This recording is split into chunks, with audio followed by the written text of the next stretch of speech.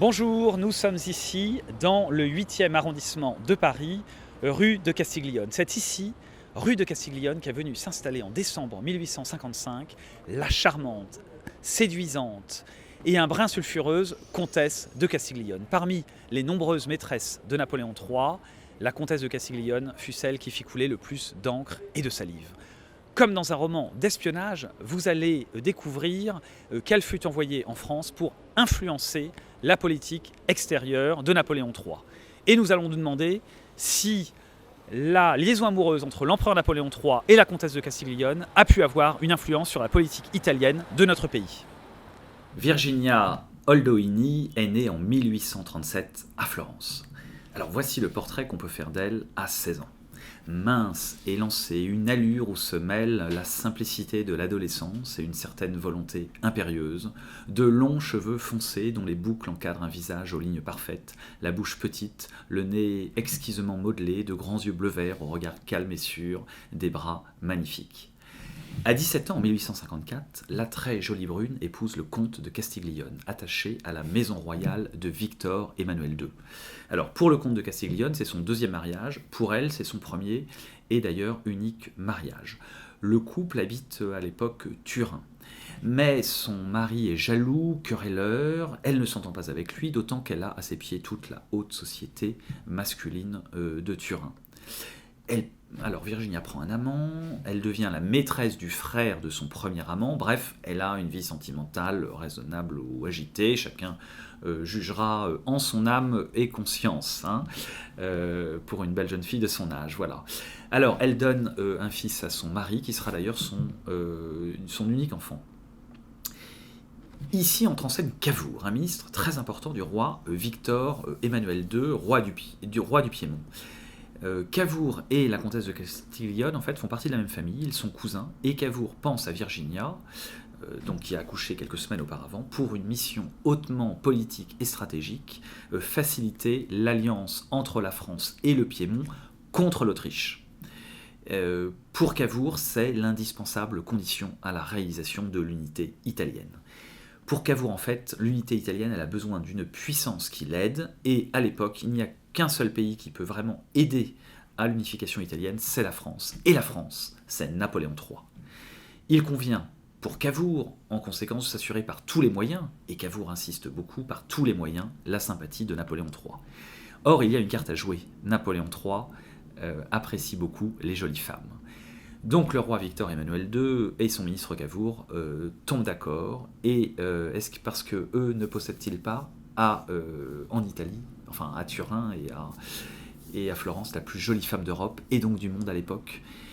Et le choix de Cavour en fait et du roi Victor Emmanuel II ne se porte pas seulement sur Virginia parce qu'elle est très belle, mais parce que Virginia, loin d'être la godiche dont on se gaussera parfois à la cour de France, a de réelles qualités d'esprit. Elle parle couramment le français.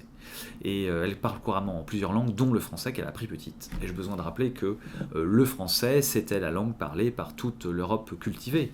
C'était la langue de la diplomatie européenne, et toute personne cultivée parlait encore français au XIXe siècle. Et puis, disons-le, Virginia ne souffre pas, malgré son jeune âge et une éducation stricte, d'une moralité trop encombrante. Alors, le roi Victor Emmanuel II s'enthousiasme pour ce projet, d'autant que la jeune femme lui plaît, et que très vraisemblablement il a une aventure avec elle. Il en fait sa maîtresse avant de l'envoyer à Paris. Donc, notre belle et rebelle Florentine est expédiée comme espionne, en fait, on peut le dire, comme diplomate, espionne au service de la cause de l'unité italienne contre l'Autriche. Elle est envoyée à Paris à la fin de l'année 1855. Elle a donc 18 ans. Elle s'y rend avec son époux et son fils et s'installe au numéro 10 de la rue de Castiglione. Le choix de cette rue du même nom n'est certainement pas dû au hasard. Ses premières visites sont pour la princesse Mathilde Bonaparte, une cousine de l'empereur qu'elle a connue quand elle était enfant. Alors, en quelques semaines après son arrivée à Paris, Virginia va devenir une vedette, une star. On admire ses cheveux ondés, ses yeux lumineux, ses dents de perles, sa taille, sa ravissante figure, son corps à la pommade. L'un de ses biographes écrit « Jamais peut-être ses yeux bleu-vert, sa bouche petite surmontée du plus joli nez du monde, ses cheveux noirs aux reflets fauves encadrant un visage mat, son corps mince, sa poitrine haute et ferme, jamais tout cela n'a formé un tout d'une harmonie, d'une perfection aussi totale qu'en cette année 1856 où elle prend possession de Paris. » Et c'est à l'occasion d'une réception rue de Courcelles, organisée par la princesse Mathilde de Bonaparte, que Virginia rencontre pour la première fois l'empereur Napoléon III. Alors, il faut dire que le tout Paris attend Virginia, parce que sa beauté est décuplée par l'extraordinaire réputation que lui a faite son cousin Cavour.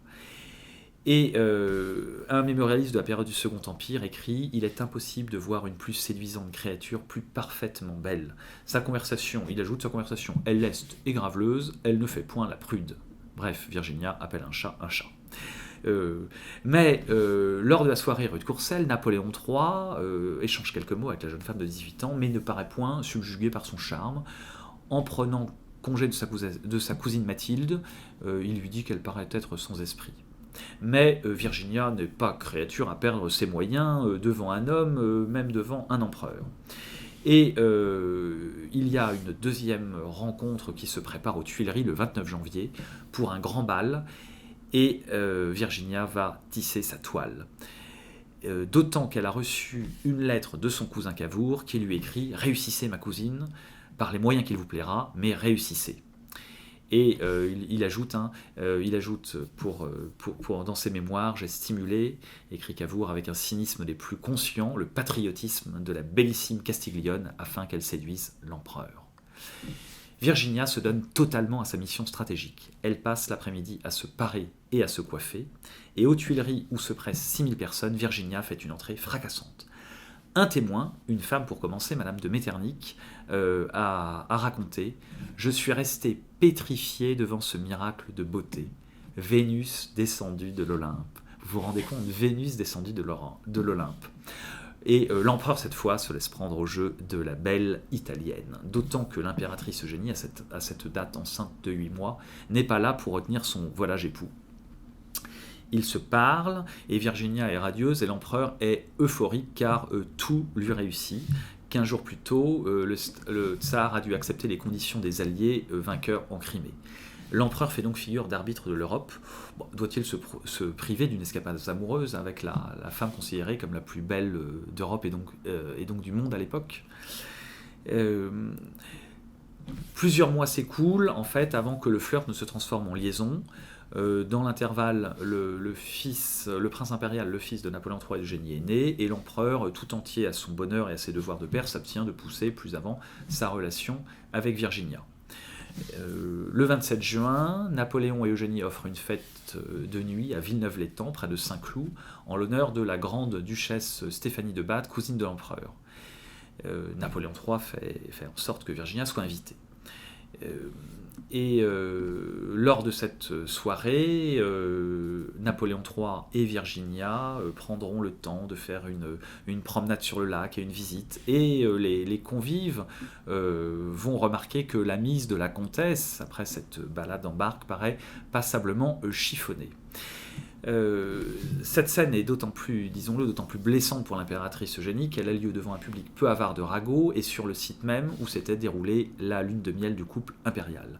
Napoléon III doit affronter alors une Eugénie écumant de rage et le menaçant de devoir choisir entre elle et la peu farouche comtesse de Castiglione. Napoléon III lui explique à son épouse qu'il ne s'est rien passé et que c'est parce que Madame de Castiglione a des liens étroits avec le milieu dirigeant piémontais. Il promet à Eugénie d'être à l'avenir plus attentif au regard de ses hôtes. Mais le mal est fait, je dirais. D'autant que rien n'empêche Napoléon III de poursuivre une liaison qui tient la cour en haleine pendant plus d'un an. Alors, il faut dire que si la plupart des hommes de la cour impériale sont fascinés par la beauté de la belle Virginia, les femmes de la cour impériale ne lui font pas de cadeaux, d'autant que Virginia affiche sa supériorité sans aucune retenue. C'est ainsi qu'alors une ancienne maîtresse de Napoléon III feignait d'oublier le nom de la comtesse de Castiglione dans la conversation. « Vous connaissez cette femme ? Mais oui, voyons, vous savez bien, cette femme qui porte un nom de rue. » Ou bien un soir, lors d'une réception à la cour impériale, l'impératrice Eugénie ne peut cacher son agacement et sa mauvaise humeur après une soirée où la belle comtesse de Castiglione est présente. Alors il faut imaginer la merveilleuse chevelure de la comtesse qui ruisselle autour de ses tempes et de son front et qui retombe en cascade sur son cou et sur un costume magnifique éblouissant d'or. L'empereur ce soir-là se montre des plus attentionnés, mais l'impératrice Eugénie témoigne de sa mauvaise humeur. Examinant avec attention l'un des cœurs dont la robe de Virginia était parsemée, qui se trouvait placé non loin de sa poitrine, la souveraine dit très sèchement « Le cœur est un peu bas ». Et alors l'impératrice Eugénie ne tarde pas à savourer sa revanche. Lors d'une escapade au château de Pierrefonds à côté de Compiègne, Virginia, qui est encore à nouveau invitée, s'élance au milieu des rochers lors de la promenade, plus légère qu'une biche, mais elle tombe et se fracture les os du poignet. On la panse, on la ramène au château où, à l'exception de l'empereur, personne ne se préoccupe pendant 2 jours de son état. Alors, a-t-elle compris, Virginia, à cette occasion, combien elle était peu aimée, notamment des femmes Parce qu'il faut dire que si vous étiez une femme, Virginia, ne vous calculez pas, c'était mort. Elle ne vous regardait même pas. Alors, d'ores et déjà, on peut penser que Virginia a commis pas mal d'erreurs, en ne dissimulant pas les sentiments qu'elle éprouvait et les conséquences sur les autres d'une telle attitude de triomphe arrogant. Nous savons bien que le triomphe d'autrui est supportable seulement s'il est discret. S'il est affiché avec outrecuidance, il suscite la haine et l'envie. Comment Virginia a-t-elle pu ne pas se rendre compte que son attitude arrogante allait la faire détester du tout Paris par son manque d'humilité ? Il faut vraiment avoir peu d'expérience de la vie et des relations humaines pour tomber dans un tel piège. Virginia a écrit par exemple alors dans son journal, après une réception aux Tuileries, « L'empereur est venu me voir pour me parler, tout le monde regardait, et les gens sont venus me voir, je riais. A-t-elle cru, Virginia, que ce rire de gorge si irritant et si attirant en même temps, a-t-elle cru que ce rire triomphant, on ne lui pardonnerait jamais ? Donc les femmes ne l'aiment pas, mais les hommes ne sont pas en reste. Le duc de Morny, un très proche de Napoléon III, écrivit d'elle, très infatuée de sa supériorité, dédaigneuse et hautaine, la comtesse de Castiglione avait pour elle-même un culte qui frisait l'idolâtrie. Le général Fleury, aide-de-camp de l'empereur, qui compta au nombre des soupirants de la comtesse de Castiglione, mais soupirant et conduit, donc évidemment pas forcément très objectif, a écrit dans ses mémoires les lignes que je vais citer maintenant, non sans erreur, mais vous allez voir que malheureusement il y a du vrai dans ce qu'écrit le général Fleury. Alors il écrit « Infatuée d'elle-même, toujours drapée à l'antique, ses cheveux magnifiques pour toute coiffure, étrange dans sa personne et ses manières, elle apparaissait aux heures de réunion comme une déesse descendue de la nue. Elle se faisait conduire par son mari dans la partie retirée du salon, se laissait admirer, absente au milieu de la foule, affrontant tous les regards. Elle ne parlait presque jamais aux femmes. Quelques rares admirateurs avaient seuls l'aubaine d'un sourire, d'un mot ou d'un salut. Semblable à une grande artiste qui vient de chanter dans un monde qu'elle ne connaît pas, elle attendait patiemment, indifférente, que les maîtres de la maison vinssent lui faire compliment. » Et le général Fleury poursuit « Une transformation soudaine apparaissait sur son visage lorsque les souverains lui adressaient la parole. Dès que l'empereur ou l'impératrice s'approchait d'elle, sa physionomie se transformait, sa bouche jusque-là dédaigneuse laissait voir ses admirables dents, ses yeux brillaient, traduisaient son triomphe, sa vanité satisfaite. À tous, elle semblait dire « Je ne suis pas ici pour vous, je suis d'une autre essence que vous, je ne connais que le souverain et la souveraine. » Et le général Fleury concluait perfidement « Cette manière d'être, tout au plus acceptable dans le harem du sultan, n'était pas faite pour lui créer des sympathies et lui assurer des amis. » Bon, on peut le comprendre.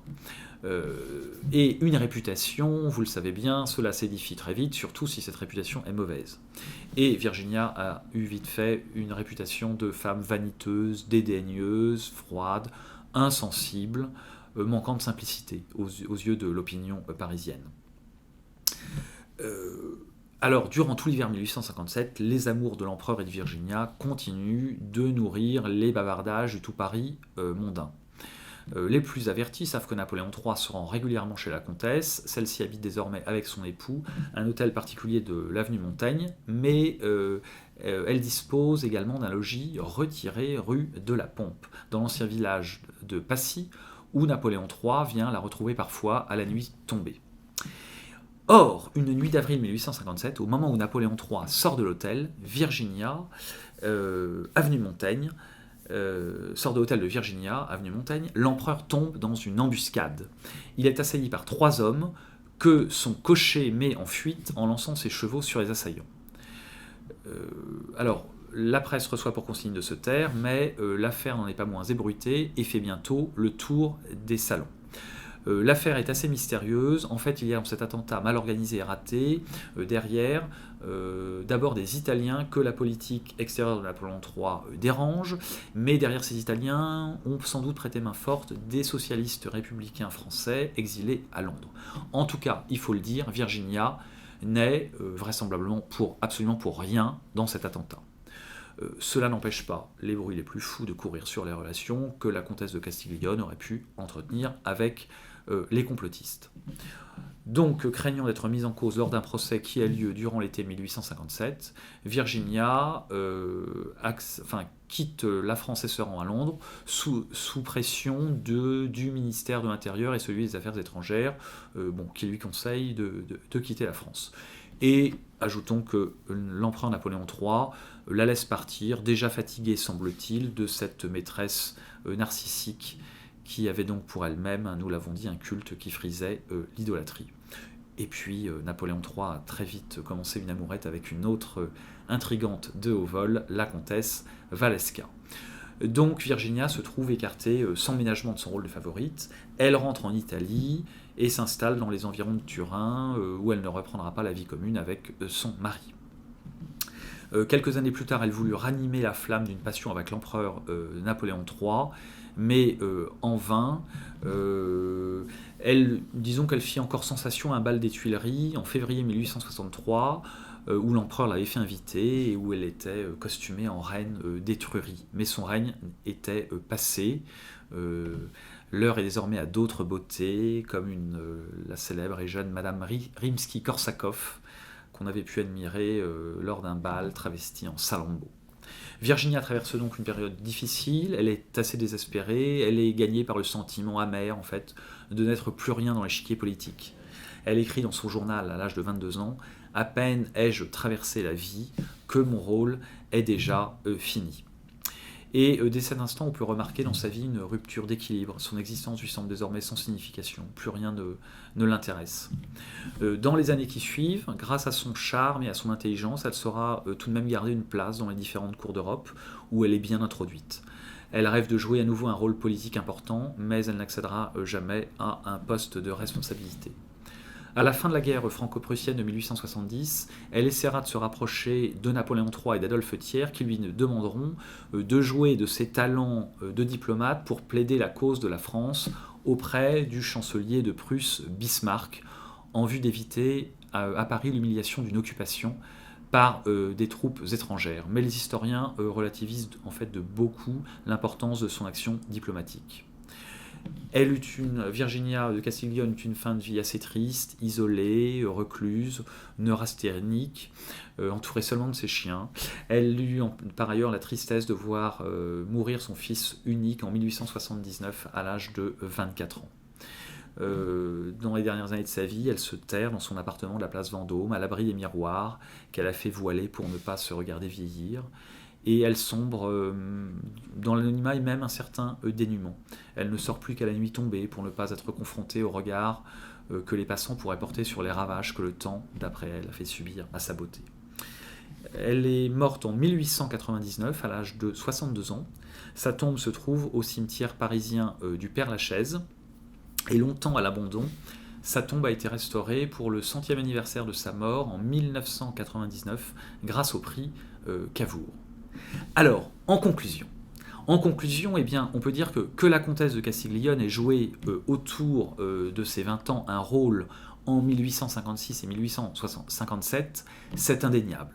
Elle a su vivifier les sympathies italiennes de Napoléon III et elle joua un rôle dans l'unification de l'Italie après les victoires, avec les victoires françaises à Magenta et à Solferino en 1859. L'unité italienne se faisant progressivement entre 1860 et 1870. On l'a vu, Virginia informa régulièrement Cavour et le cabinet italien autour de Cavour de l'état d'esprit de Napoléon III, de la progression ou de la régression de ses projets quant à l'Italie. Dans ce sens, on peut dire que la comtesse de Castiglione fut avec Cavour, et à cause de Cavour, l'un des artisans de l'unité italienne. Donc oui, elle a joué un rôle. Mais l'importance politique de la comtesse de Castiglione est à relativiser dans la durée. Sa liaison avec l'empereur dura en fait vraiment 2 ans, au cours des années 1856 et 1857, donc entre ses 18 et ses 20 ans.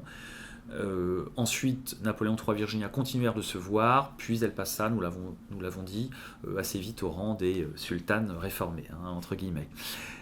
Et comme elle l'a écrit dans son journal, à peine ai-je traversé la vie et mon rôle est déjà fini. Bon, donc, vous avez bien fantasmé sur la beauté de la comtesse de Castiglione, comme moi qui suis tombé, je l'avoue, un peu amoureux d'elle, par-delà les siècles. Mais la vérité oblige à dire que la comtesse de Castiglione n'était pas une femme très sympathique. Virginia de Castiglione était prétentieuse, elle était arrogante, elle était hautaine, elle était capricieuse. Elle ne parlait qu'aux hommes, les femmes, elle ne les calculait pas, elle ne les regardait même pas, consciente qu'elle était de la supériorité de sa beauté autour de 20 ans sur toutes les autres femmes.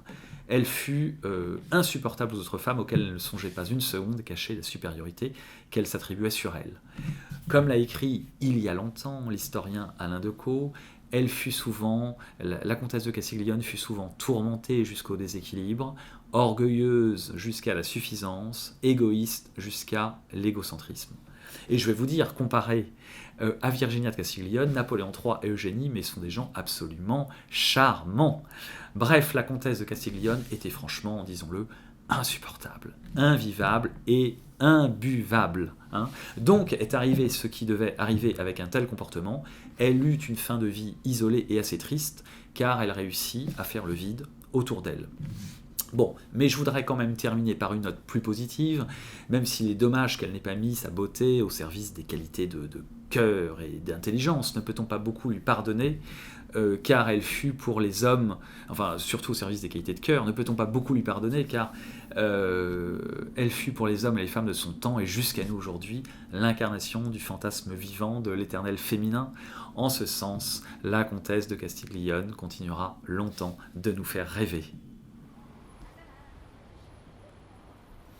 Nous sommes ici, place Vendôme, à 2 pas de la rue de Castiglione.